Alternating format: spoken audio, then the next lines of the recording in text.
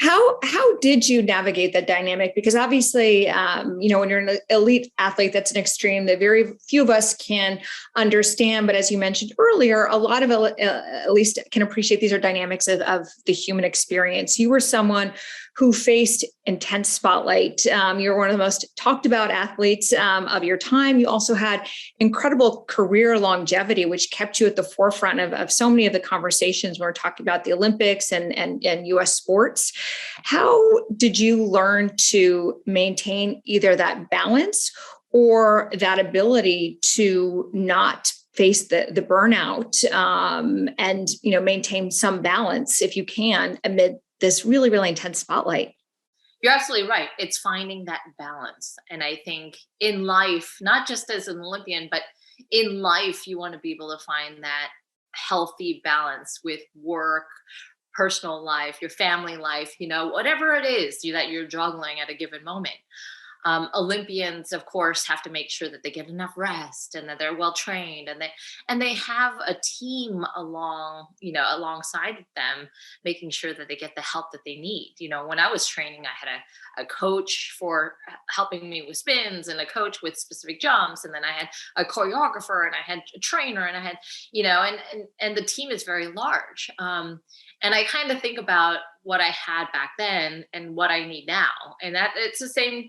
I try to find that balance in my life these days where I try to take care of my body. I do yoga, Pilates, I exercise. I try to eat healthy, try to get enough rest in order to do well and feel good throughout the day, whether it's working and being behind, the computer 8 or 10 hours a day, and grinding. It's a little different grind than being able to train 5 hours, physical grind.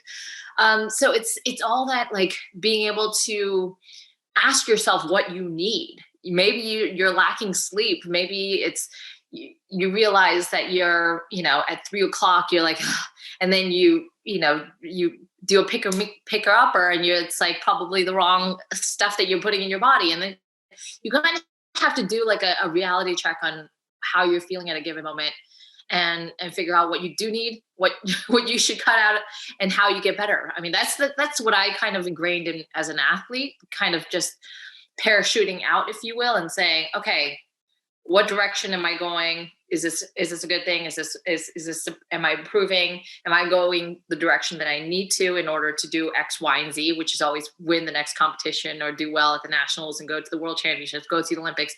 And I find myself parachuting out often, just as I was an Olympian, and figuring out, like, am I in the right trajectory of where I want to go?